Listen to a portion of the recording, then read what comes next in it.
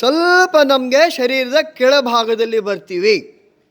So ನಮ್ಮದು ಹೊಕ್ಕಳದಿಂದ ಎಡಭಾಗದಲ್ಲಿ ಅಲ್ಲೊಂದು ಗ್ರಂಥಿ ಇದೆ, ಅದಕ್ಕೆ ಪ್ಯಾಂಕ್ರಿಯಸ್ ಅಂತಾರೆ.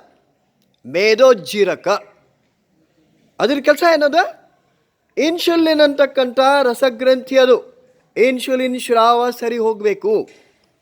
ಇನ್ಸುಲಿನ್ ಸ್ರಾವ ಸರಿ ಹೋಗ್ಬೇಕು. ಯಾತಕ್ಕಾಗಬೇಕದು ಇನ್ಸುಲಿನ್ ಸ್ರಾವ ಬೇಕು ನಮಗೆ? ನಾವೇನು ಆಹಾರ ತಗೋತೀವಿ, ಊಟ ಮಾಡ್ತೀವಿ, ಊಟ ಮಾಡಿದ ಎಲ್ಲ ಆಹಾರದಲ್ಲಿ ಸಕ್ಕರೆ ಅಂಶ ಇರುತ್ತೆ. ಬರೀ ನಾವು ಸಿಹಿ ತಿಂಡಿ ತಿಂದರೆ, ಸಕ್ಕರೆ ತಿಂದ್ರಷ್ಟೇ ಸಿಹಿ ಅಲ್ಲ, ಎಲ್ಲ ಆಹಾರಗಳಲ್ಲಿ ಸಕ್ಕರೆ ಅಂಶ ಇರುತ್ತೆ. ಆ ಸಕ್ಕರೆ ನಮ್ಮ ಶರೀರದಲ್ಲಿ ಶಕ್ತಿಯಾಗಿ ಪರಿವರ್ತನೆ ಆಗಬೇಕು, ಗ್ಲುಕೋಸ್ ಆಗಿ ಪರಿವರ್ತನೆ ಆಗಬೇಕು, ಎನರ್ಜಿ ಕನ್ವರ್ಟ್ ಆಗಬೇಕು. ಅದಕ್ಕೆ ಮೇದೋಜ್ಜೀರಕ ಪ್ಯಾಂಕ್ರಿಯಸ್ ಸರಿ ಕೆಲಸ ಮಾಡಬೇಕು, ಇನ್ಸುಲಿನ್ ಸ್ರಾವ ಸರಿ ಹೋಗಬೇಕು.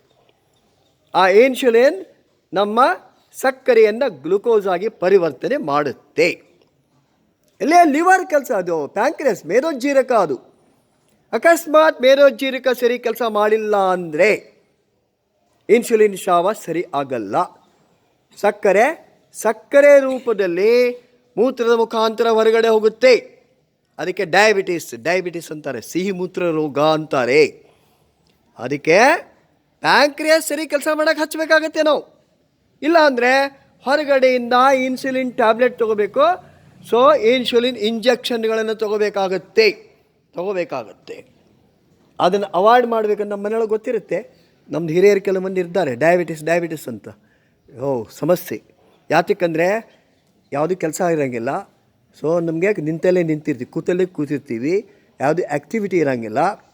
ಮತ್ತು ಅದು ಪ್ಯಾಂಕ್ರಿಯಸ್ ಸರಿ ಕೆಲಸ ಮಾಡಲಾರ್ದಕ್ಕೆ ಒಂದು ಕಡೆ ನಿಷ್ಕ್ರಿಯತೆ, ಮತ್ತೊಂದು ಕಡೆ ನಮ್ಮದು ಹಿರಿಯರಿಗಿರ್ತಕ್ಕಂಥ ಚಿಂತೆ, ಸ್ಟ್ರೆಸ್ ಅಂತಾರೆ, ಒತ್ತಡ. ಆ ಕಾರಣಕ್ಕೆ ಪ್ಯಾಂಕ್ರಿಯಸ್ ಸರಿ ಕೆಲಸ ಮಾಡಲ್ಲ. ಅದನ್ನು ಕೆಲಸ ಮಾಡಲಿಕ್ಕೆ ಹಚ್ಚಬೇಕಾದ್ರೆ ಯೋಗದ ಮುಖಾಂತರ ಕೆಲವು ಆಸನಗಳನ್ನು ಮಾಡಬೇಕಾಗತ್ತೆ. ಪಾದಹಸ್ತಾಸನ, ಅರ್ಧಚಕ್ರಾಸನ, ಜಾನುಶೀರ್ಷಾಸನ, ಪಶ್ಚಿಮೋತ್ಥಾನಾಸನ, ಅರ್ಧ ಮತ್ಸ್ಯೇಂದ್ರಾಸನ, ಅಬ್ಡಾಮಿನಲ್ ಆಸನಗಳು, ಹೊಟ್ಟೆ ಮೇಲೆ ಮಾಡ್ತಕ್ಕಂಥ ಆಸನಗಳು, ಮತ್ತು ಕಪಾಲಭಾತಿ ಕ್ರಿಯೆ ಅಂಥವುಗಳನ್ನು ಕಡ್ಡಾಯವಾಗಿ ಮಾಡಬೇಕಾಗುತ್ತೆ. ಆವಾಗ ನಮ್ಮ ಪ್ಯಾಂಕ್ರಿಯಸ್ ಇನ್ಸುಲಿನ್ ಸ್ರಾವವನ್ನು ಸರಿ ಮಾಡುತ್ತೆ. ಇಲ್ಲ ಅಂದರೆ ಮಾಡಲ್ಲ. ಅದಕ್ಕೆ ಇಲ್ಲೇನು ನಾವು ಟ್ರೈನಿಂಗ್ ಕಲಿಸ್ತಾ ಇದ್ದೀವಿ. ಯಾರೂ ಸಹಿತ ಇದನ್ನು ಅತಿಯಾಗಿ ಸರಳವಾಗಿ ತಗೋಬಾರ್ದು. ಸೀರಿಯಸ್ ಆಗೇ ಕಲಿಬೇಕು, ಸೀರಿಯಸ್ ಆಗೇ ತಿಳ್ಕೋಬೇಕು. ಇಡೀ ನಮ್ಮ ಜೀವನದಲ್ಲಿ ಉಪಯೋಗ ಆಗ್ತಕ್ಕಂಥ ಕೆಲವು ಪಾಠಗಳಿದು, ತಿಳ್ಕೊ